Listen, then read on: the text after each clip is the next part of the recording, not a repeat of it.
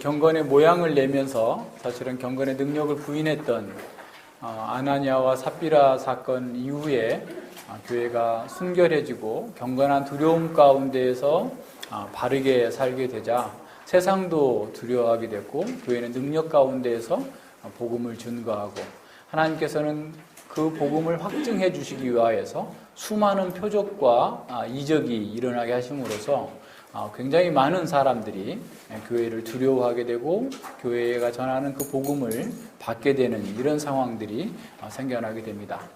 자, 그러자 이 대제사장과 사두개인 당파가 그 마음의 시기가 가득해가지고 사도들을 잡아서 가두게 되는 거죠.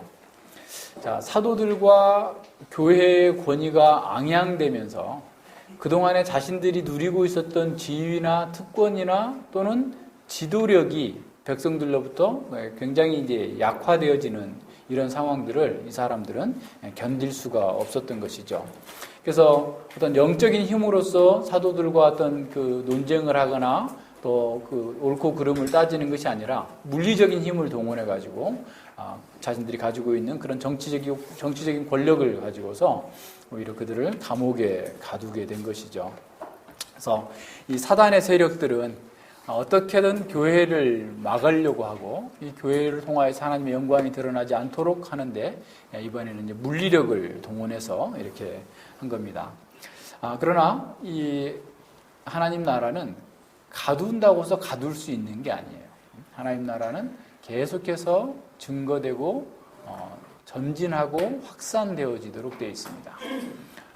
오늘 우리가 볼 때는 하나님 나라가 굉장히 이렇게 위축되어 있는 것 같고 많은 부분에 있어서 이렇게 정체되어 있는 것처럼 보이지만 사실은 내적으로는 계속해서 하나님 나라는 지금 확장되고 있습니다. 누룩처럼 번져가고 있어요. 사도 바울을 빌립보 감옥에 가두었던 사람들은 오히려 빌립보의 간수가 오히려 다 믿게 되는 그런 상황이 됐죠. 또 사도 바울을 로마의 감옥에 가두었을 때 로마의 감옥을 지키고 있던 시위대가 황제의 시위대 안에도 복음이 들어가게 된 거예요. 그래서 사람을 잡아놓는다고 해서 하나님 나라가 가두어질 수 있는 게 아닌데 이 사람들은 지금 겉으로 드러나는 표면적인 것만 보니까 사람들을 가두면 그게 안 될 거다라고 생각을 한 겁니다. 근데 하나님 나라는 계속해서 완전하게 이루어질 때까지 이렇게 확장되고 성장해 나갈 겁니다. 교회가 이렇게 성장해 나갈 때 항상 예상해야 되는 것은 어떤 거냐면 사단의 괴계입니다. 그러니까 복음이 있는 곳에 항상 가짜들이 있어요. 그러니까 이게 늘 이렇게 중요합니다. 그래서 복음이 순수하게 전파되면 교회에는 아주 도전이 없을 거다, 사단의 도전이 없을 거다 생각하지만 오히려 반대예요. 복음이 순수하게 전해지면 전해질수록 사단은 그걸 견뎌할 수 없습니다. 그래서 수많은 그런 거짓을 집어넣는 거죠. 그러니까 지난번에 아나니아와 삽비라도 그의 마음에 사단이 가득하다 그랬어요. 사단이 위선과 외식을 집어넣었어요. 6장에 가서 보면 또 사단이 교회를 틈타게 돼요. 교회에 구제하는 문제를 가지고서 사람들이 분쟁하게 만들고 싸우게 만드는 거죠. 지금 이런 것들이 잘 이렇게 우리가 파악하지 못한다면 우리 스스로도 여기에 넘어갈 수밖에 없는 그런 상태죠. 그래서 잘 살펴봐야 됩니다. 자, 그리스도의 몸으로서의 교회는 그리스도께서 어떤 분이신지를 사실은 공동체적으로 증거하고 드러내는 거야. 그러니까 교회를 보세요. 자, 지금 사두개인의 입장에서 보면 이 교회는 이해할 수 없는 단체입니다. 이 사람들은 정치적인 권력을 얻기 위해서 모인 그런 집단도 아니고, 그죠?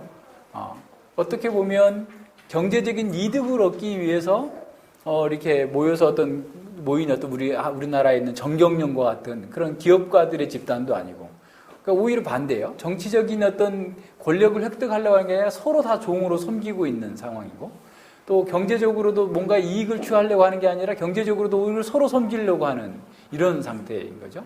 그리고 또 흔히 보는 것처럼 자신들의 종교적인 만족을 이루고 그냥 흩어져 버리는 이러한 어떤 그냥 종교 집단과도 다른, 그러니까 전혀 지금 그동안에 봐왔던 어떤 종교 그 집단이나 행위하고는 다른 지금 방식의 교회가 삶이 지금 움직여주고 있는 겁니다. 자신들이 볼 때는 교회에는 자신들과 같은 어떤 권력을 가진 자들도 없는 거야. 오히려 사도들은 자신들의 어떤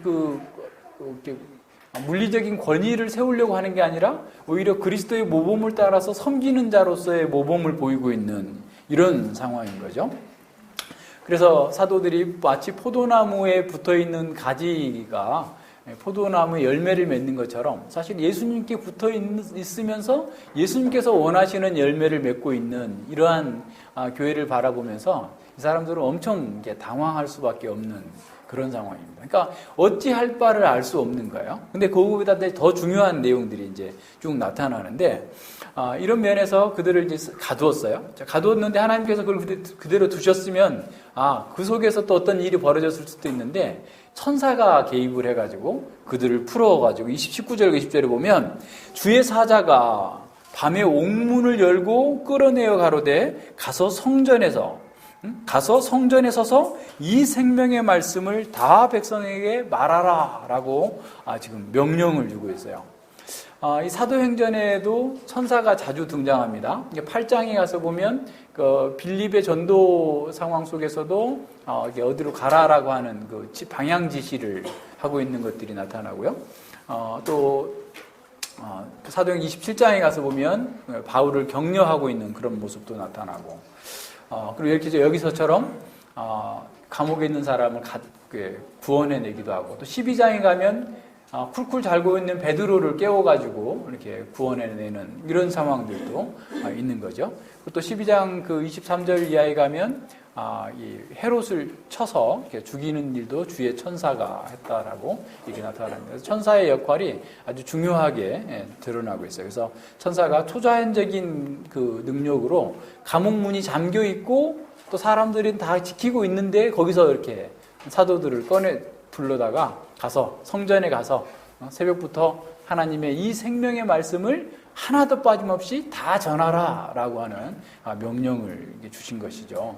그러니까 이 일을 누구도 막을 수 없다라는 거예요. 이건 하나님 나라의 일 경륜이고 또 그 일을 위해서 사도들이 택함을 받았기 때문에 그 일을 하도록 지금 부르신 거예요. 자, 여기서 한 가지 생각해 볼 게 있어요. 이게 사도들이 가서 전하지 않고 그냥 천사가 전해버려도 되지 않을까? 그런 생각할 수 있잖아요. 천사가 사람의 모양으로 하고 나타날 수 있으니까 천사가 사람의 모양으로 와서 전하면 되지 꼭 감옥에 잡혀있는 사도들을 통해서 해야 될까? 이 생각해 볼 수 있어요. 자, 그만큼 이 복음 전하는 일은 사도들에게 또는 연약한 우리 인간에게 주어진 특권이라는 것을 기억해야 돼요. 그러니까 천사가 하는 일은 하나님의 뜻을 전해주는 것이었지 그들이 직접 사람들에게 복음을 전하는 게 아니었어요.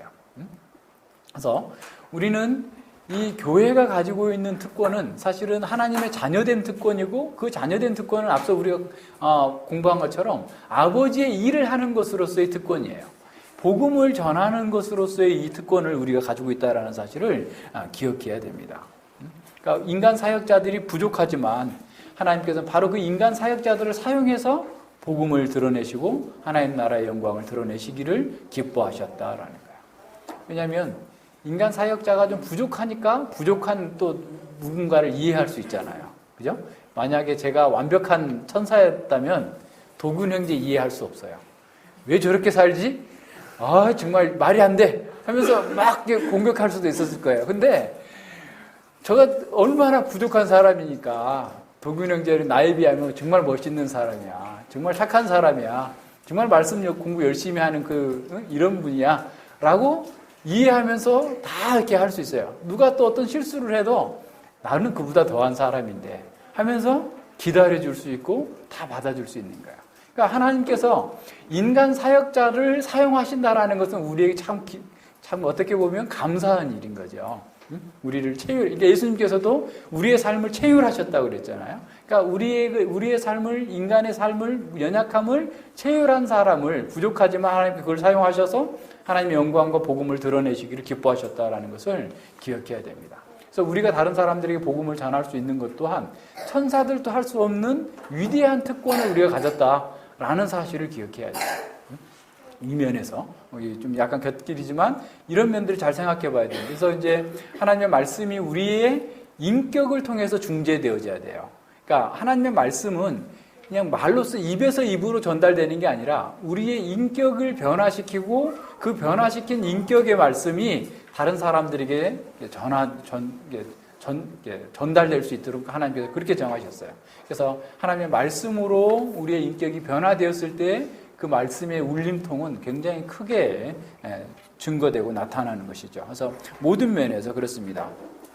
자, 많은 사람들이 하나님의 말씀을 다 전해야 된다라고 하는 것에 창념치 않는 시대에 살고 있어요.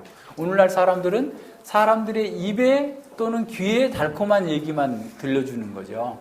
그래서 죄에 대해서, 사망에 대해서, 정말 이 인간의 실상에 대해서 제대로 가르치지 않아요. 그러니까 교회를 그렇게 오랫동안 다녔음에도 불구하고 인간이 뭔지를 모르고 실제 삶에서 어떤 문제를 만났을 때 퍽퍽 쓰러지는 거예요. 말씀으로 그걸 극복해낼 수가 없어요. 왜 그러냐면 자신이 가지고 있는 교리가 부실하면 삶이 부실할 수밖에 없어요. 삶의 능력이 없습니다. 무능한 거예요.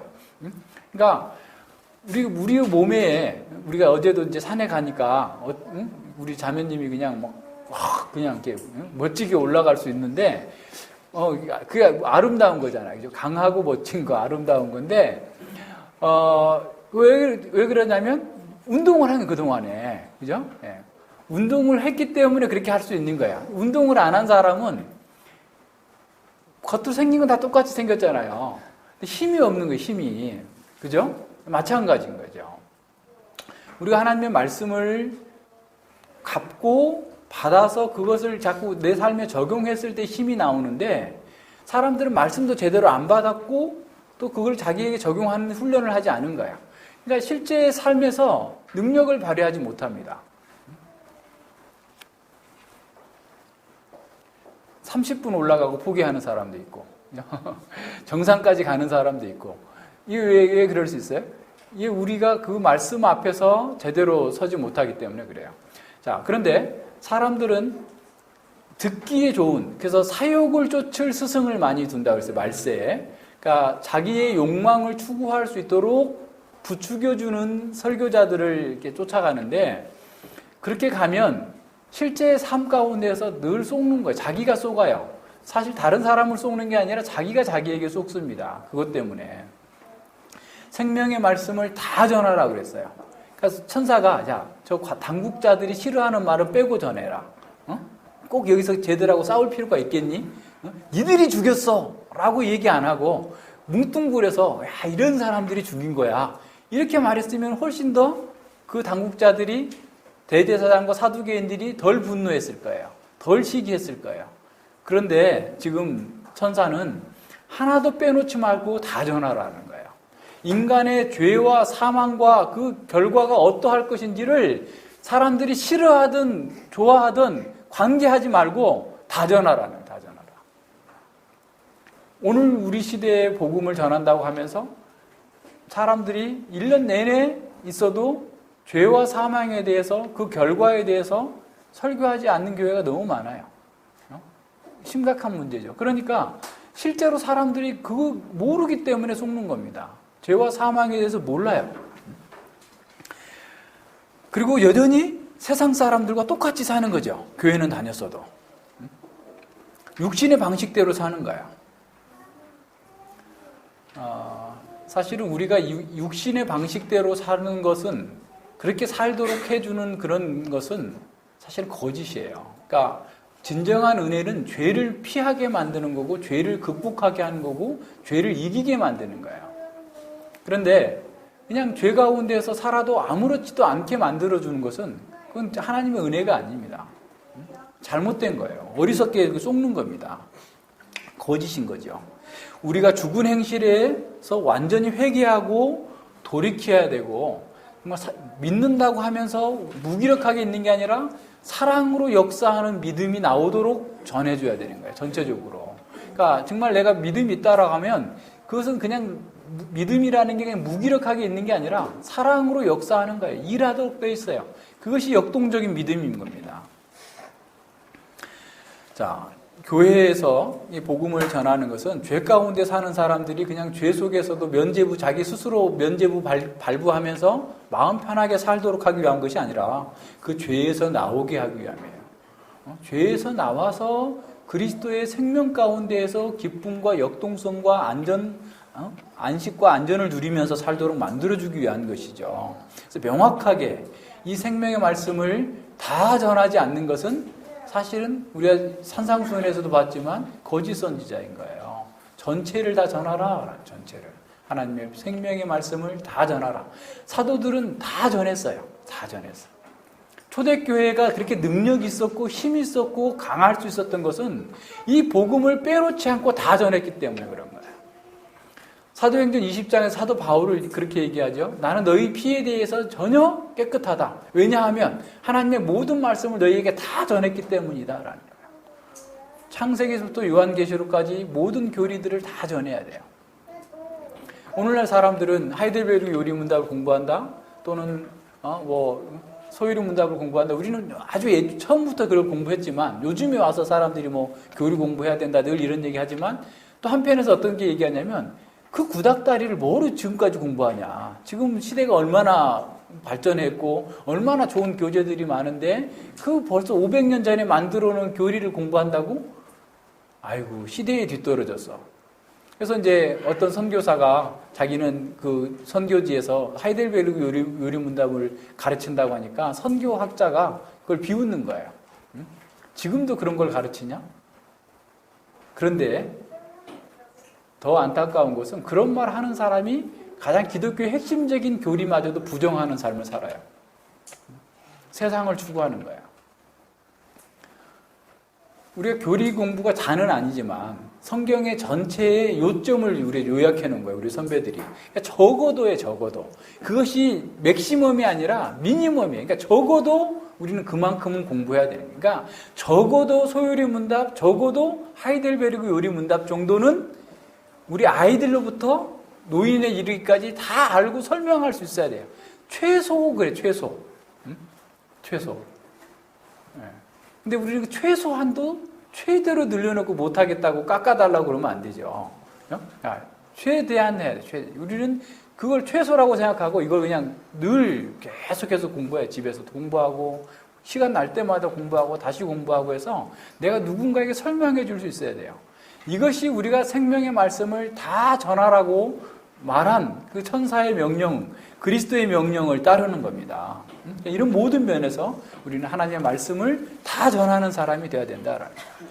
그래서 사도들은 가서 일찍부터 그냥 가자마자 일찍에 경건하게 성전으로 기도하러 찾아온 사람들을 향하여서 계속 예수님은 그리스도다, 구주다, 임금이시다라는 사실들을 다 가르쳤던 거예요.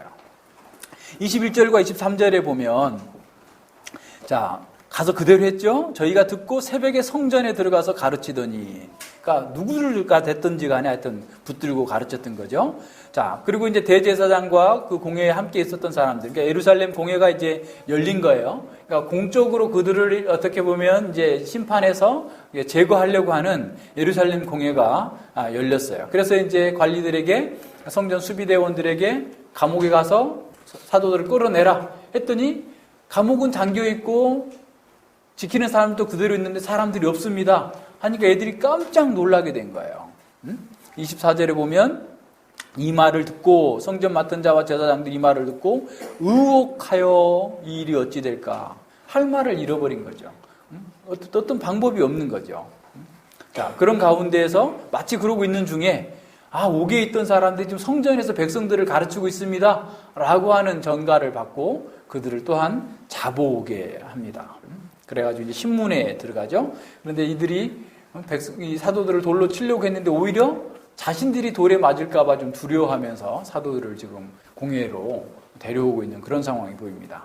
27절과 28절에서는 사내들인 공회에 그 신문이 시작됐고 그 신문의 내용이 나오고 있어요.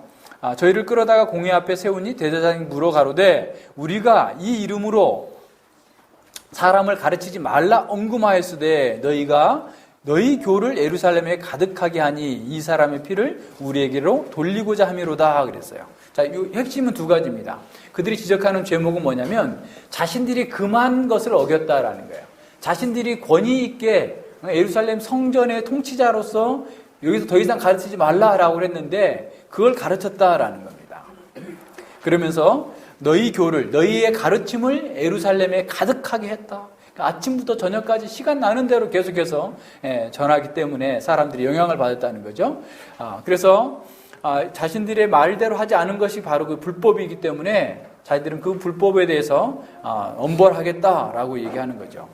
자, 이 사람들이 이렇게 얘기하는 것은 또 어떤 거냐면, 자, 이 사두개인과 대제사장들은 당시에 가지고 있었던 하나님의 율법과 당시 백성들이 가지고 있는 세계관을 전복시키는 일을 하고 있다는 거예요. 그러니까 그들의 가르침이 너희 교를 이 예루살렘에 가득하게 했다라는 것은 그들이 가지고 있는 그 모든 것들을 다 뒤엎어버리는 거예요. 그러니까 쉽게 말하면 이런 겁니다. 이제 우리나라는 민주공화국이다. 뭐 이렇게 하고 있는데 어떤 독재자가 나타나가지고 이게 민주공화국이 아니라 내 공화국, 내 마음대로 해야 된다라고 할 정도로 아주 충격적인 일인 거예요. 그 사람들에게 있어서는. 왜냐하면 보세요. 죄사함을 받는 것은 제사장을 통해서 제물을 가져와서 성전에 드려야만 하나님께서 죄사함을 받을 수 있어요. 죄사함을 받아들이는 어떤 공식적인 통로가 그거예요. 그런데 지금 사도들은 어떻게 얘기하냐면 그것은 과거의 그림자였고 구약의 율법은 그림자였고 오직 예수님을 믿어서 우리의 죄를 위하여서 죽어주신 예수님을 믿어야만 구원을 얻는다. 죄사함을 받고 구원을 얻는다. 다시 말하면 기존에 지금 하고 있는 사람들이 하고 있는 것 갖고는 구원받을 수 없다라고 선언하는 거예요. 근데 그것은 제사장들과 사두개인들이 그거에 집착할 수밖에 없었던 것은 그것에 자신들의 이권이 다 걸려 있어요. 자신들의 수입이 다 거기서 나옵니다.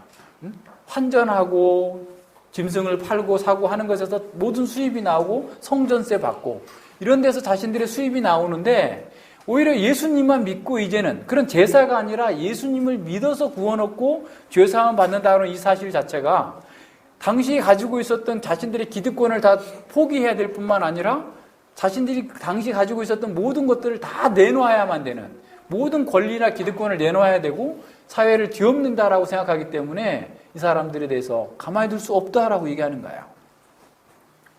순식간에 자신들이 가지고 있는 모든 것들을 다 내려놓아야 되는 이런 상황인 거죠. 두 번째 보세요. 자, 이 두 번째는 이 사람의 피를 우리에게 돌린다라는 겁니다. 다시 말하면 대제사장과 사두개인 바리새인들이 군중들을 무지한 백성들을 선동해가지고 예수님을 십자가에 못 박게 했다. 그래서 제사장과 사두개인들, 바리새인들, 지도자들은 회개해야 된다라고 지금 선언하고 있다는 겁니다. 자, 이게 예수님을 죽인 죄가 그들에게 지도자들에게 직접적인 죄가 있다라는 거예요. 자, 자신들은 지도자로서 정말 백성들을 로마서 2장에서 얘기하고 있는 것처럼 백성들을 우매한 자들을 정말 진리의 길로, 지혜의 길로, 삶의 길로 인도해 준다. 하나님께로 인도해 준다라고 하는 그런 자부심을 가지면서 엄청난 그 권력과 통제력을 가지고 있었는데 반대로 오히려 백성들을 죄짓게 하고 백성의 구주를 못 박아버린 죄인이다라고 계속해서 공개적으로 선언하게 되니까 그걸 견딜 수 없는 것이죠. 그 사두개인의 입장에서는 가만히 둘 수 없는 그런 상황에서 죽이겠다라고 나오는 거예요. 근데 사실 그렇지만 이 사람들은 빌라도가 예수님을 죽이라고 계속해서 그들이 압력을 가했을 때 빌라도는 아무리 찾아봐도 예수님에게 죄가 없다. 나는 풀어주겠다. 라고 했을 때 안 된다고 막 하자 손을 씻고 나는 이 죄에 대해서 일절 상관하지 않겠다라고 얘기하니까 이 사람들이 뭐라고 한 줄 아세요? 마태복음 27장 24, 25절에 보면 이렇게 얘기합니다. 자, 빌라도가 아무 효용도 없이 도리어 밀란이 나르는 것을 보고 물을 가져다가 무리 앞에 손을 씻어 가로되 이 사람의 피에 대하여 나는 무죄하니 너희가 당하라. 그러자 백성이 다 대답하되 이 백성의 지도자들이 먼저 그렇게 얘기했겠죠. 그 피를 우리와 우리 자손에게 돌릴지어다. 그렇게 얘기했어요. 자신들이 그렇게 죽이게 한 거예요. 돌려달라라고까지 얘기하면서 자기 이익을 추구하기 위해서 했던 거예요. 근데 지금 와서는 그 피에 대해서 자기는 죄가 없다. 그걸 자꾸 얘기하는 사람들을 죽이겠다라고 하는 거예요. 사실 한번 유대인의 역사를 한번 생각해 보세요. 그 뒤로 AD 70년에 완전하게 멸망을 당하게 된 거죠. 예수님의 피에 대한 거예요. 그들이 잘못하고 있었기 때문에 그런 겁니다. 자, 보세요. 사내들인 공회의 이런 강압적인 분위기 속에서 베드로나 사도들은 전혀 주눅들지 않습니다. 당당하게 답변을 하죠. 네, 그 보세요. 29절부터 보면 베드로와 사도들이 대답하여 가로되 사람보다 하나님을 순종하는 것이 마땅하니라. 30절에 너희가 나무에 달아 죽인 예수를 우리 조상의 하나님이 살리시고 이스라엘로 회개케 하사 죄사함을 얻게 하시려고 그를 오른손으로 높이사 임금과 구주를 삼으셨느니라. 우리는 이 일의 증인이요 하나님이 자기를 순종하는 사람들에게 주신 성령도 그러하니라 하더라 그랬어요. 세 가지로 답변하고 있는 거죠. 먼저는 사람보다 하나님을 순종하는 것이 마땅하니라 그랬어요. 그러니까 어떤 권력자의 말보다도 우리에게 있어서 가장 중요한 것은 하나님의 말씀이고 하나님의 뜻이다라는 거예요. 4장 19절에서도 그렇게 말씀했죠. 베드로와 요한이 대답하여 가로되 하나님 앞에서 너희 말 듣는 것이 하나님 말씀 듣는 것보다 옳은가 판단하라. 사람에게 순종하지 않겠다라는 거예요. 하나님의 말씀에 순종하겠다. 하나님의 말씀이, 하나님의 진리가 모든 것을 판단하는 기준이고 모든 것을 행하는 실천의 지침이다라는 겁니다. 하나님 말씀만이 최종적인 권위가 있다. 그래서 하나님의 말씀과 맞지 않는 것은 그것이 무엇이었든 간에 그가 누구이든지 간에 나는 그걸 따르지 않겠다라고 선언하는 겁니다. 자, 하나님의 형상을 회복했다라는 것이 바로 그런 거예요. 우리가 선악을 알게 하는 나무의 실과를 먹기 전으로 돌아가는 거예요. 선악 판단의 기준이 오직 하나님의 말씀인 거예요. 내가 아니고 세상이 아니고 그 어떤 것이 아니고 오직 선악을 판단하는 기준은 우리의 행위의 모든 근거는 하나님의 말씀에서 나온다라는 겁니다. 여기서 시민 불복종 운동이 나온 거예요. 왕이 하나님의 말씀과 어긋나는 것을 행하라고 했을 때 우리는 거기에 복종할 수 없다라는 거예요.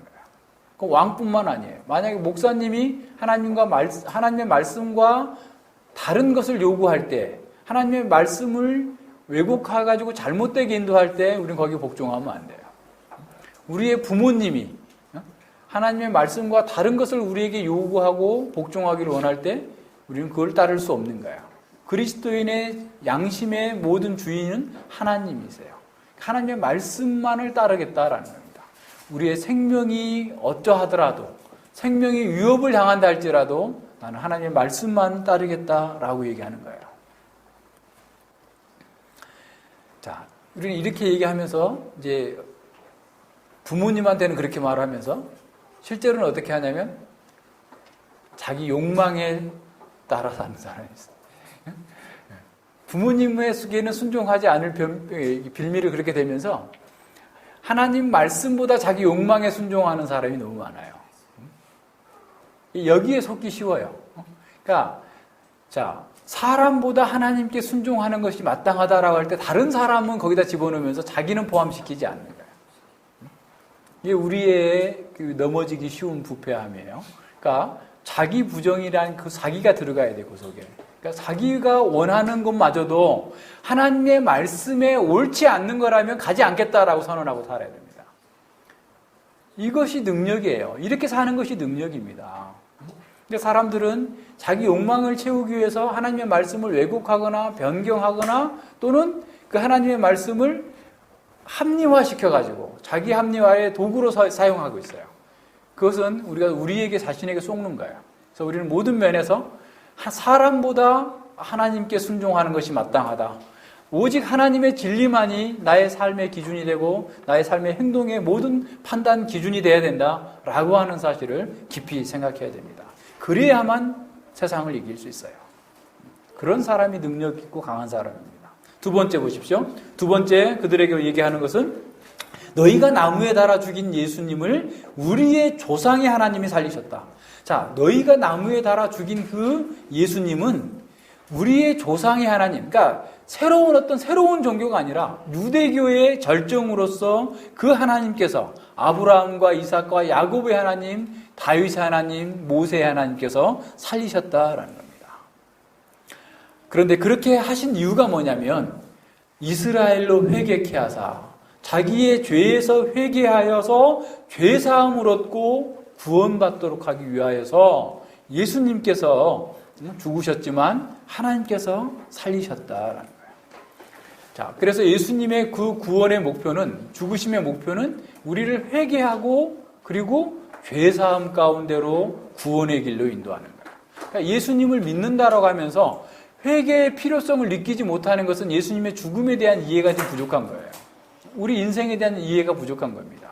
그래서 회개케 해서 죄사함과 구원의 길로 가서 거기에서 그치는 것이 아니라 우리의 임금과 구주로서 살도록 하기 위하여서 죽어주셨다라는 거예요. 아주 한 문장에 모든 것을 다 요약해 주고 있어요. 자, 예수님이 우리의 구주와 왕이 되시지 않는다면 우리의 구원은 사실은 무의미한 거예요. 자, 지금 그들을 예수님을 죽인 그들에게 베드로는 예수님을 통하여서 회개함과 죄사함의 구원이 이루어지고 예수님만이 만왕의 왕이고 만왕의 주이시고 구주시다라는 사실을 보여주고 있어요. 그러니까 예수님 이외에는 다른 것으로는 구원 얻을 수 없다라는 사실을 다시 한번 확정적으로 보여주고 있는 겁니다. 자, 오늘 우리가 살아가는 것도 마찬가지예요. 우리가 예수님을 임금과 나의 왕과 나의 구주로 받아들이지 않는 이상 우리는 정말 재미없는 삶을 사는 거예요. 예수님을 나의 구주와 나의 왕으로 받아들였을 때 그 속에서 진정한 능력이 있고 힘이 있는 거예요. 그 무엇도 두려워하지 않을 수 있어요. 왜 그래요? 온 세상을 통치하시는 분이 예수님이신데 뭘 두려워합니까? 사람의 마음 또한 하나님께 주장하시는 거예요. 우리의 환경 또한 하나님께 주장하실 거예요. 모든 면에서 마찬가지입니다. 그래서 우리는 예수님이 나의 왕이시며 나의 구주라고 고백하는 사람은 그 어떤 것도 두려워하지 않고 하나님께서 우리에게 주신 그 은혜를 따라서 최선을 다해서 정말 당당하게 세상을 두려워하지 않고 살아갈 수 있는 거예요. 이게 생명의 말씀이에요. 이 생명의 말씀을 다 전하는 게 이런 겁니다. 예수님은 우리의 삶의 모든 허물을 제거해 주실 뿐만 아니라 우리의 의를 덧입혀 주시는 거예요. 우리에게 의의 옷을 덧입혀 주셔요.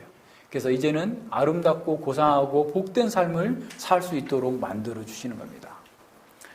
자, 이렇게 되기 위해서 성령님께서는 첫 번째로 하시는 게 뭐냐면 우리의 죄를 막 쑤셔내요. 들쑤셔냅니다. 우리는 그냥 스스로 보면 다 점잖고 깨끗하고 멋있는 사람이에요. 착한 사람이에요. 상대적으로도 다. 그런데 하나님께서는 우리의 진짜 실상을 보여주시는 거예요.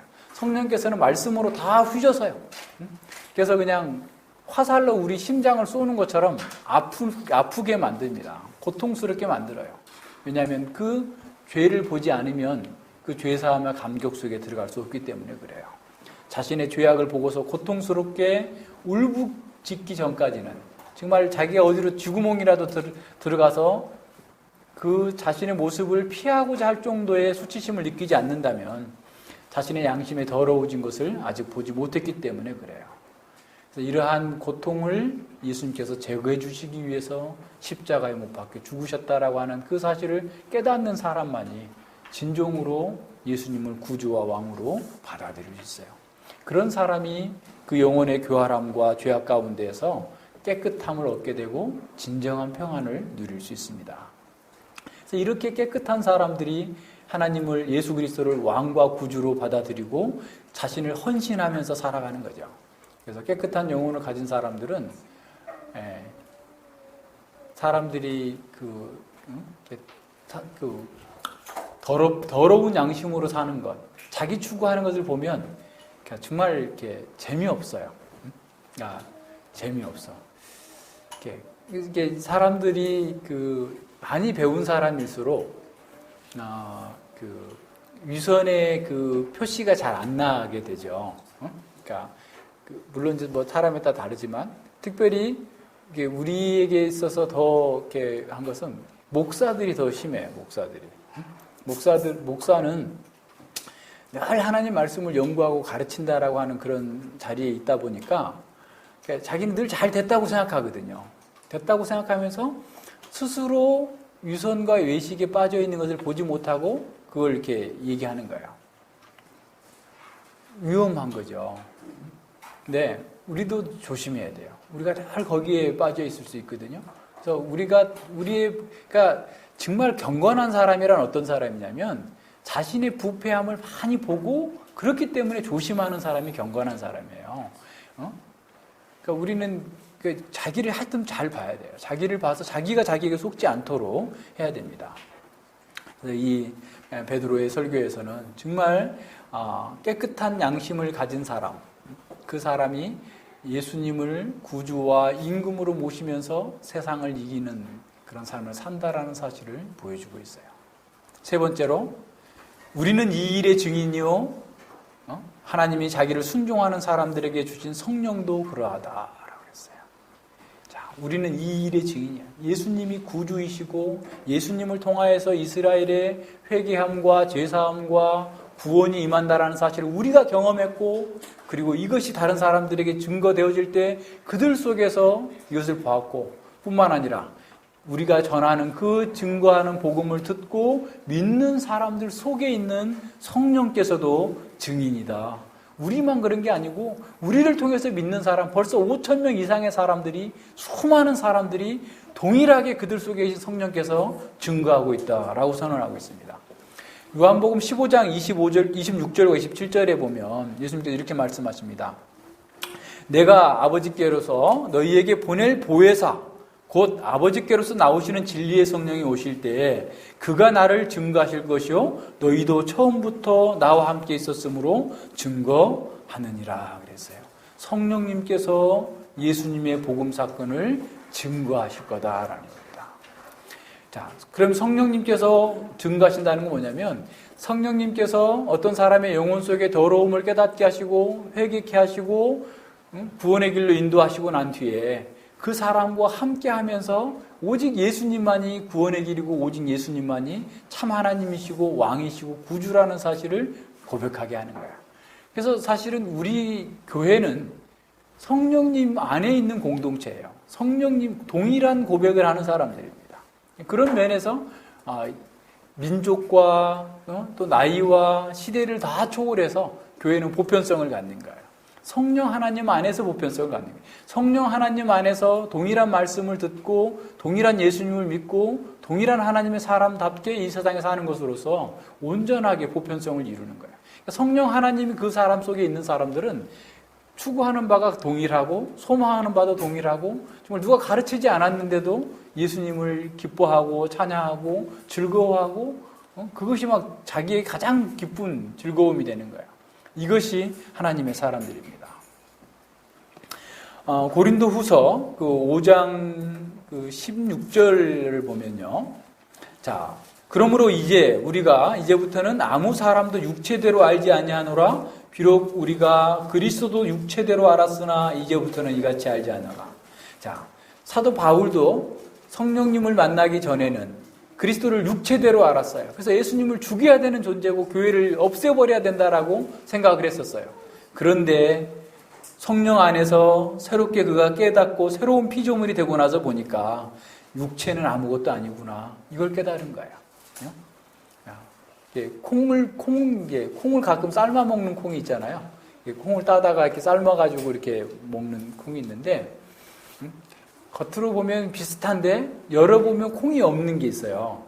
열어보면, 간혹 가다가, 쭉정이가 있는 거죠. 사람들은 이게 겉에 있는 것이 이렇게 좋으면, 외모가 좋으면 다 좋은 사람이라고 생각해요. 그죠? 돈이 많고, 학식이 많고, 어떤 사회적 지위가 높으면 좋은 사람일까라고 생각합니다. 근데 지금 바울이 얘기하고 있는 것은 뭐냐면 육체대로 보는 거예요. 그거는 정말 중요한 것은 뭐냐면 그 속에 성령님이 계셔야 돼요. 콩이 있어야 진짜 콩인 것처럼 성령님이 있어야 돼요. 우리 속에 새로운 생명이 있어야만 그 속에 진정한 능력이 있고 기쁨이 있는 거예요. 성령님께서 우리 가운데서 증거하시는 거예요. 아버지라 부르게 하시고 성령님께서 우리가 그리스도를 증거할 수 있도록 만들어주시는 거예요. 성령님의 은혜가 우리 가운데 있다면 우리는 진정으로 새로운 사람이 된 거죠.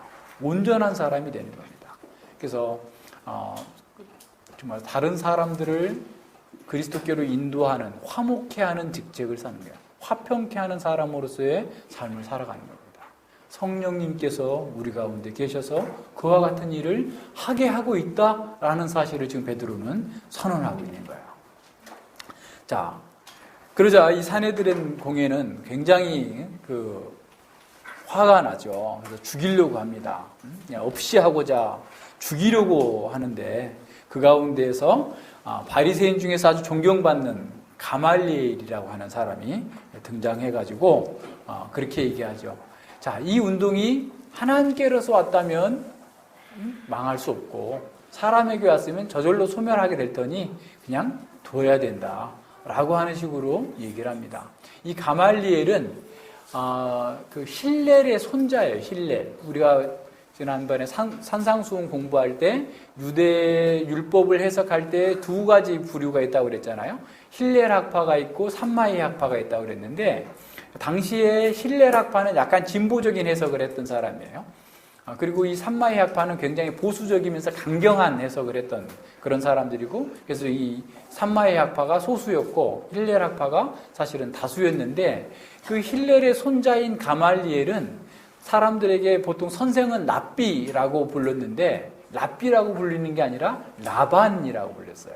더 랍비보다 더 존경받는 칭호죠. 그러니까 어떤 말이냐면 우리 선생님 이런 칭호를 들을 정도로 굉장히 큰 존경을 받았고, 그 1세기의 어떤 미슈나에 보면 그 사람이 AD 한 58년경에 죽었는데, 그 사람이 죽고 나서 이스라엘 중에서 율법을 존경함이 사라졌다라고 표현할 정도로 사람들로부터 율법의 해석의 권위자 또는 율법을 존중하는 사람, 스승으로 이렇게 받들어졌던 사람입니다. 사도 바울도 이 가말리엘의 제자예요. 가말리엘 문화에서 훈련받았던, 그러니까 가말리엘 문화라고 하면 당시 최고의 학파에서 바울이 훈련받았던 사람이에요. 그래서 이제 바울이 뒤에 가서 보면 막 사람들 잡아 죽이려고 막 돌아다니고 있잖아요. 그럴 정도로 아주 강경한 입장을 취했는데, 자, 그렇다면 우리 여기서 생각해 볼 게 있어요. 가말리엘의 말이 과연 옳은 건가에 대해서. 물론 가말리엘 때문에 지금 사도들이 죽지 않고 채찍질만 받고 이렇게 밖으로 나올 수가 있었는데, 그렇다면 가말리엘의 논리가 옳은 거냐라는 거죠. 쉽게 말하면 하나님께서 지지하는 거면은 계속해서 진행이 되는 거고, 하나님께 지지 안 하면 어떻게 보면 그냥 소멸하는 것인가 라는 것을 한번 생각해 보자라는 거죠. 그러니까 일반 섭리 가운데서 가말리엘은 나름대로 어떤 논리적인 어떤 추론을 해낸 것이죠. 그런데 사실은 가말리엘은 거기에서 멈춰버린 거예요. 사실 제대로 추론을 했다고 한다면, 진정한 학자라고 한다면 그 제자들의 말의 내용을 알아봤어야 될 거예요. 제자들이 정말 그렇게 말하고 있고 전하는 바가 정말 그렇게 중요한 것이고 그것이 이스라엘의 소망을 완성하는 것인가, 율법학자로서 그것을 점검하고 돌이켜보면서 오히려 복음 안으로 들어왔어야만 되는 사람인데 오히려 거기에서 멈추고 끝나버렸다라는 겁니다. 그러니까 부드럽고 이성적인 태도를 취했지만 사실 그리스도께로 나아가지 못함으로써 자신은 그렇게 유익하지 못했고, 실제로도 사실은 하나님께서 원치 않는 그런 이단 운동들도 한동안 지속되잖아요. 그렇다고 해서 그 이단들이 옳다고 얘기할 수 없는 거잖아요. 그러니까 그와 같은 어떤 논리적인 오류를 범하게 된 것이죠. 그러니까 이런 모든 면에서 보면, 그러니까 올바른 전제로 출발했지만 그 잘못된 결론을 도달하게 되는 이런 상황입니다. 오늘날도 보면 이 가말리엘과 같은 그 방식의 신앙생활을 하는 사람들이 덜어 있습니다. 나름대로 어떤 사상 체계를 갖추고 있고 사람들로부터 존경을 받지만 결과적으로는 그리스도와 화목되지 않는 상태에서 삶을 살고 있는 것처럼 보이는 사람들이 덜어 있어요. 그래서 모든 면에서 우리는 잘 살펴봐야 됩니다. 그러니까 하나님 나라의 그 진전과 확산되는 그 과정들을 우리가 이해한다라는 것은 그것의 내용과 본질을 살피는 것이 어떤 외형적인 모습 가지고서 그것이 옳다 그르다라고 판단해서 결정할 문제는 아닌 거예요. 어쨌거나 이 사내들인 공예는 이 가말리엘이라고 하는 아주 교법사의 아주 그 엄청난 권위 때문에 그것을 좋게 받아들이고 그렇게 인정하면서 보내줬죠. 근데 사도들을 그냥 보내는 것도 아니고 채찍질하고 보냈는데, 이게 뭐 40에 하나 가만 매여 있을 수도 있어요. 매질하고 이렇게 내보낸 이런 상태를 보게 됩니다. 자, 보세요. 이렇게 하나님의 말씀을 깨닫지 못한 사람들은 계속해서 교회와 말씀 전하는 자들을 괴롭게 하고 핍박을 하게 되어 있습니다. 이것은 뭐 옛날에만 그런 게 아니에요. 오늘날도 역시 마찬가지입니다. 말씀을 이렇게 듣게 보태면 항상 어디를 가든지 두 부류가 나타나게 돼요. 말씀을 잘 들어서 정말 제자로서의 삶을 살든지, 아니면 말씀을 잘 듣기는 듣는데 제자의 삶을 살지 않고 자기 아상에 빠져가지고 자기 틀에서 벗어나지 못하고 결국은 대적하는 경우가 나타나게 됩니다. 이제 말씀을 듣는데 헤롯처럼 찔림을 받을 수도 있어요. 마음이 고통스럽게 찔림을 받을 수도 있고 여러 가지 아파하는 경우도 있어요. 그런데 회개하지 않는다는 거예요. 그런 면에서 회개하지 않고 계속해서 자기 추구적 삶을 살아가게 되면 결국 대적하는 사람들이 되게 되는 거죠. 그렇게 대적하는 사람들이 하나님을 몰라서 그런 게 아니에요. 하나님을 알면서도 그렇게 하죠. 많이 배워요. 그죠? 하나님께 대해 열정이 없는 것도 아니에요. 열정이 있는데도 그렇게 대적할 수 있어요. 문제는 뭐냐면 하나님을 아는 지식, 성경을 아는 지식, 열정 다 있는데 자기 틀에서 빠져나오지 못하게 됩니다. 자기 중심적으로 해석을 하면 되는 거예요. 그렇게 되는 거예요. 그래서 이런 면에서 늘 다른 무엇이 아니라 자기가 더 큰 장애물이에요. 하나님 말씀을 따라 사는 거. 그래서 예수님께서 제자들에게 얘기할 때 아버지의 십자가를 지고 따라오라 이런 게 아니에요. 자기 십자가를 지르는 거예요. 자기를 부정하고 자기를 죽이고 자기를 해렘하고, 그러니까 지식이 자기를 죽일 수 없어요. 하나님을 향한 열정이 자기를 죽일 수 없어요. 하나님의 은혜가 있어요. 하나님의 은혜로 자기가 정말 어떻게 심각한 존재인지를 깨닫고 그 죄에서 벗어나서 날마다 자기를 부정하면서 주님을 따라 나아갈 때에 궁극적으로 하나님 나라의 백성으로서, 하나님 나라의 일꾼으로서 사용될 수 있다는 사실을 기억해야 됩니다. 자, 사도들의 그 상황을 보면 매를 맞고 이제 풀려나게 되는데 오히려 이 사람들은 기뻐하고 있어요. 매 맞고 나서 뭐가 이렇게 기쁜지 기뻐하고 있어요. 매 맞고 기쁜 사람 없잖아요. 우리 다 아픈데, 육체적인 아픔이 당하는데 기뻐하고 있습니다. 왜 그랬을까요? 이 사람들은 산상수훈에서 예수님께서 가르치셨던 대로 의를 위하여 핍박받을 때 너희가 기뻐하고 즐거워하라 라고 하는 것을 기억했을 거예요. 그러면서 뭐라고 그랬어요? 자기가 그 합당한 자로, 그건 보세요. 41절에 보면 사도들은 그 이름을 위하여 능욕받는 일에 합당한 자로 여기심을 기뻐하면서 공회를 떠났다라는 거예요. 자, 주의 말씀대로 사는 것으로 인하여서 정말 주님의 남은 고난을 자기 몸에 채우는 것을 기뻐하면서 즐거워하면서 나아갔다라는 거예요. 그리고 자기가 이렇게 매맞고 핍박받는 걸 통해서 세상에 속한 자가 아니고 그리스도께 속한 자다라는 사실이 확정되었기 때문에 그런 거예요. 요한복음 15장 18절로 22절에 보면 예수님께서 이렇게 말씀하십니다. 세상이 너희를 미워하면 너희보다 먼저 나를 미워한 줄 알라. 너희가 세상에 속하였으면 세상이 자기의 것을 사랑할 터이나 너희는 세상에 속한 자가 아니요 도리어 세상에서 나의 택함을 입은 자인 고로 세상이 너희를 미워하느니라. 그러니까 세상이 너희를 미워할 때 걱정하고 근심하고 두려워하지 말라. 오히려 나에게 속했기 때문에 세상이 나를 미워한 것처럼 너희를 미워할 것이다 라고 얘기합니다. 근데 그들이 이렇게 미워하는 것은 왜 그러느냐? 22절에 보면 그러나 사람들이 내 이름을 인하여 내 모든 일을 너희에게 하리니 이는 나를 보내신 이를 알지 못함이니라. 아버지 하나님을 알지 못하기 때문에 그런 일이 있는 거니까 그것 때문에 걱정하고 두려워하지 말라라는 겁니다. 16장, 요한복음 16장 1절과 4절에서도 이어서 이렇게 말씀하십니다. 내가 이것을 너희에게 이름은 너희로 실족지 않게 하려 함이니 사람들이 너희를 추리할 뿐만 아니라 때가 이르면 너희를 죽이는 자가 생각하기를 이것이 하나님을 섬기는 예라 하리라. 저희가 이런 일을 할 것은 아버지와 나를 알지 못하기 때문이다. 이럴 수밖에 없다. 그래서 사도들은 알고서 기뻐하면서 자신에게 주어진 일을 한 거예요. 그래서 사도들은 이러한 자신들의 고난의 행보를 통해서 분명히 자신이 그리스도께 속한 자고 그리스도의 그 남은 고난을 교회를 위하여서 채우고 있다라는 사실을 알면서 기뻐하고 즐거워한 거죠.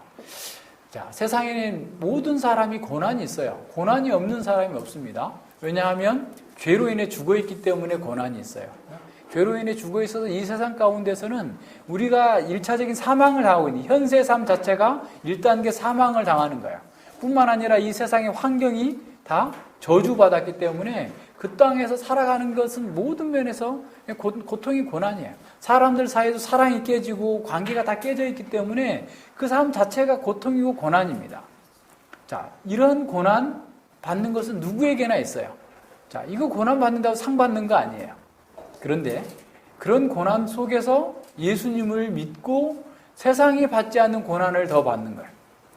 그러니까 우리는 어떻게 보면 고난을 2배로 받는 건데 반대로 우리는 그 고난 때문에 예수님을 위한 고난 때문에 우리는 세상을 이기는 고난을 이겨내는 거예요. 진정한 힘을 얻는 거예요. 사람들이 자꾸 기복주의가 되고 잘못된 그 기독교로 나가는 이유가 어떤 거냐면 번영의 기독교로 가는 이유가 뭐냐면 사람들은 그런 고난 때문에 일단 교회를 나와요. 그죠? 그런데 교회가 하는 일이 그냥 이 세상에 있는 먹고 사는 고난 문제를 해결해 주는 것이라고만 생각하는 거예요. 그렇게만 가르치는 거예요. 그러니까 계속 거기에서 맴돌면서 진정한 영적인 그 해방을 누리지 못하게 되고 거기에 매몰되어 있는 거죠. 그래서 우리는 우리의 고난은 사실은 이런 삶에서 있는 고난은 누구에게나 다 있다 이렇게 생각해야 돼요. 그건 당연한 거예요. 뭐 돈이 많아도 고난이 있고 모든 게 다 있어도 고난이 있어요. 고난이 없는 사람이 없어요. 그러나 우리에게 있어서 고난은 하나님의 자녀로서 살기 때문에 받는 고난이어야 돼요. 자, 그런 고난을 받을 때 우리는 기뻐하고 즐거워할 수 있는 사람. 그래서 진정으로 세상을 이길 수 있는 그런 사람으로 자유를 누리고 기쁨을 누리고 완전한 해방을 누리는 그런 삶을 사는 거예요. 지난 주간 동안에 시편 119편 75절을 읽다가 굉장히 은혜가 됐어요. 한번 보세요. 시편 여러분 지금 다 읽었죠? 시편 저지난 주죠? 시편 119편 75절에 보면요.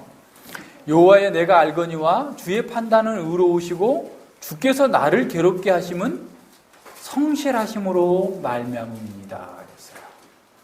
우리가 고난이 있는데 그 고난이 있을 때 괴로움이 있는데 그 괴로울 때도 주님의 성실하심 때문이에요. 그 성실함 때문에 어떻게 우리를 그리스도의 형상으로 바꿔가시려고 하는 은혜의 경륜인 거예요. 그래서 우리는 이런 고난에 대해서 고난을 피하려고 자꾸 세상으로 나가거나 어떤 육신의 방식으로 나가게 되면 우리는 넘어지게 되는 거죠.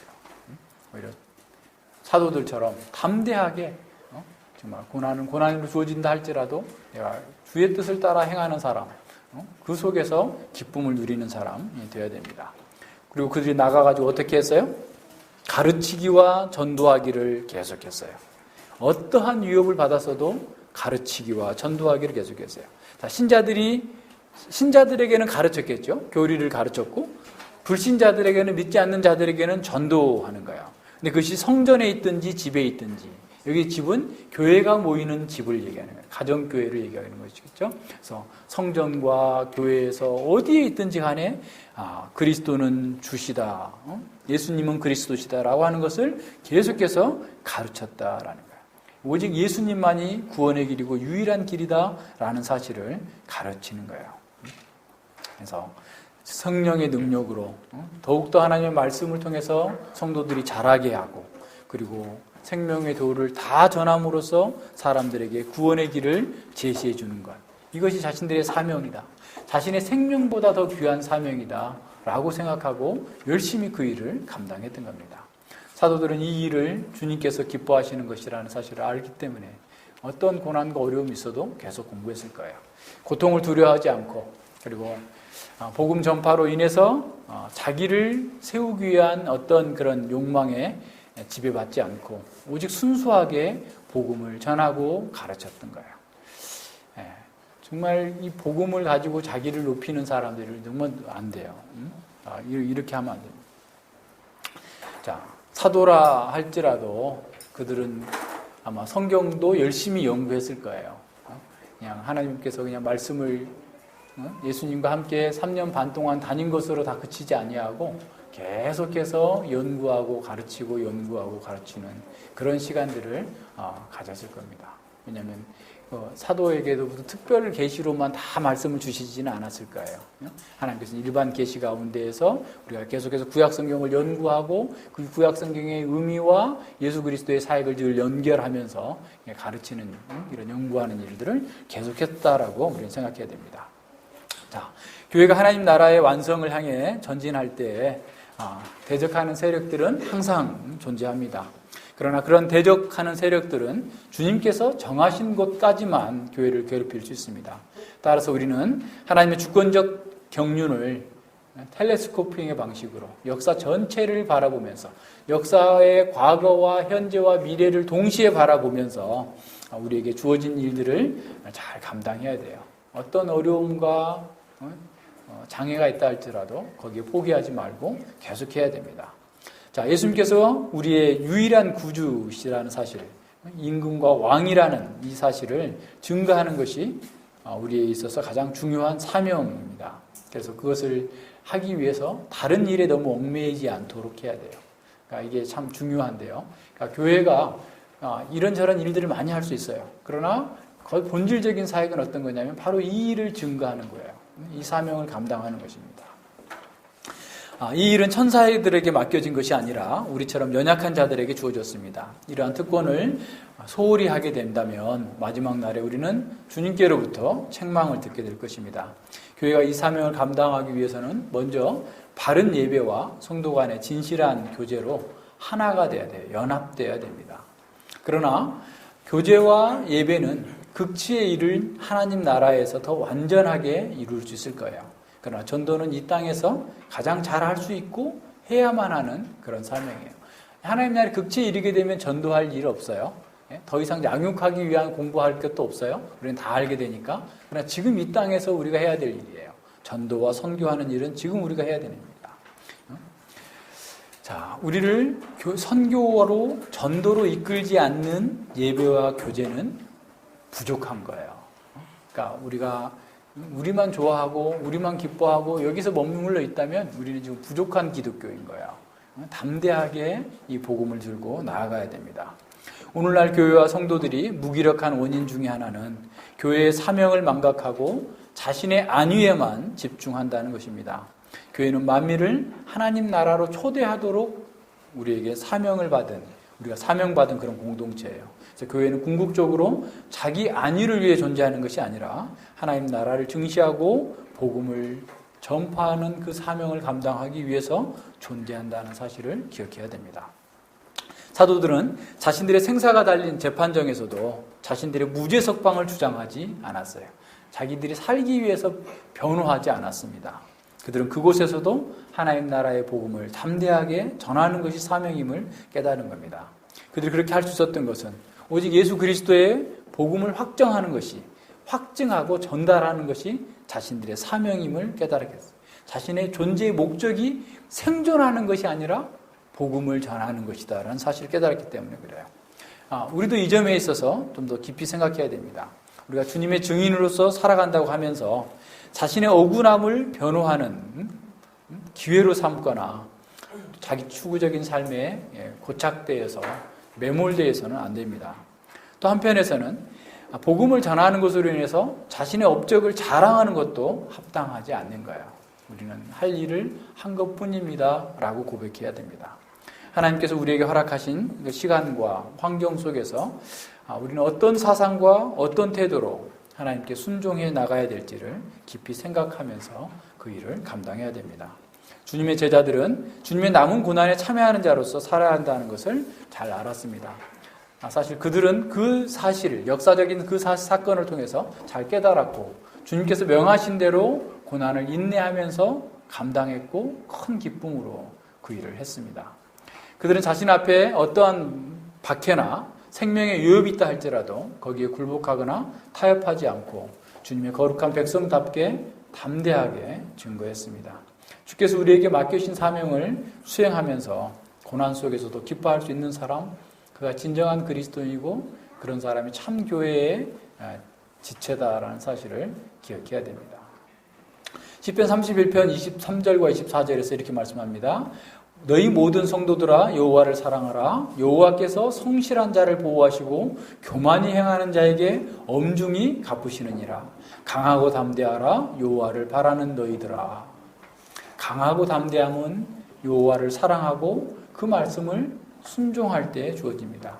우리의 삶에 두려움이 있다면 그것은 주님을 모르거나 주의 말씀을 순종하지 않기 때문은 아닌지 점검해 봐야 됩니다. 우리는 하나님께서 기뻐하시는 것을 행하고 하나님께서 원하시는 것을 행할 때 세상과 분리되고 하나님의 진정한 능력을 체험할 수 있습니다. 우리가 주님의 사랑을 알지 못해서 옛 습관대로 살면서 이런저런 타협을 수용한다면 우리는 증인의 길에서 떠나 있음을 깨달아야 됩니다. 우리는 증인으로서 마땅히 증거해야 될 그리스도의 복음을 우리의 삶으로 증거해야 되죠. 힘든 상황 속에서도 원망이나 불평하지 않고 주님께서 맡기신 전도와 가르치는 일을 기쁨으로 잘 감당해야 됩니다. 특별히 가정에서 열심히 해야 돼요. 가정에서 자녀들을 제대로 안 가르치면 교회에서 아무리 잘 가르쳐도요, 제대로 안 먹힙니다. 그러니까 늘 매일매일의 삶 속에서 우리 자녀들을 가르치는 것이 부모에게 있어서 밥 먹여주고 살려주는 그 두 번째, 그것보다 더 중요한 사명이에요. 우리 아이에게 옷 입혀주고 밥 먹여주고 잘 해주는 것보다 더 중요한, 더 우선되는 사명은 어떤 거냐면 자녀들에게 말씀을 가르치는 거예요. 자녀들에게 말씀을 가르쳐주기 위해서 밥 먹여준다고 생각하세요. 자녀들이 예배하는 사람이 되게 하기 위해서 학교 보낸다고 생각하세요. 자녀들이 하나님을 경외하는 사람이 되도록 하기 위해서 우리 애들이 공부시키는 거예요. 바꾸면 안 돼요, 여기서. 그래야 제대로 사는 거예요. 밖에 나가서 전도하는 건 둘째치고 우선 우리 자녀들, 하나님께서 우리에게 주신 자녀들에게 복음을 전해야 돼요. 복음을 가르치는 일에 내 목숨보다 소중하게 생각하고 그렇게 해야 됩니다. 주께서 우리에게 세우신 우리의 그 사명을 제대로 감당하지 못한다면 우리는 정말 하나님께 책망을 듣게 될 거예요. 정신을 차리고 각성해서 주님께서 우리 시대에 우리들을 통해서 드러내시고자 하는 그 일들을 잘 감당해야 됩니다. 그러므로서 허무와 절망 가운데서 좌절하고 있는 이웃들에게 주의 은혜를 전달하는 그런 통로로서의 삶을 살아야 됩니다. 우리도 사도들처럼 고난이 있을 거예요. 주를 기쁘시게 하기 위해서 고난이 있어요. 그럴 때 기뻐하면서 주께서 맡기신 일을 인내하면서 잘 감당할 수 있어야 됩니다. 주님의 위로와 주님의 칭찬만을 기대하면서 이 거룩한 사명을, 천사들도 부러워하는 이 사명을 잘 감당할 수 있는 저와 여러분이 되기를 바랍니다. 기도하겠습니다. 예, 하나님 아버지 감사를 드립니다. 주님께서 저희들에게 은혜 베풀어 주셔서 이런 놀라운 은혜와 특권을 저희가 받고 누릴 수 있다는 사실을 알게 되었습니다. 아버지여, 저희들이 어떠한 상황 속에서도 낙심하지 아니하고 좌절할 수 없는 것은 우리를 위하여서 하나님의 독생자가 이 땅에 오셔서 죽으셨고 부활하셨고 우리에게 죄사함과 구원의 능력을 더하여 주셔서 우리의 왕이 되시며 구주가 되셨다는 사실을 알고 믿고 그 안에서 행할 수 있도록 은혜 주셨사오니 진실로 감사를 드립니다. 우리가 어떤 좌절과 어떤 어려움이 있다 할지라도 하나님만을 기쁘시게 하며 하나님께서 맡기신 그 사명을 생명보다 소중히 여기면서 우리에게 주어진 일들을 잘 감당할 수 있도록 함께하여 주시옵소서. 감사드리며 예수님 이름으로 기도드립니다. 아멘.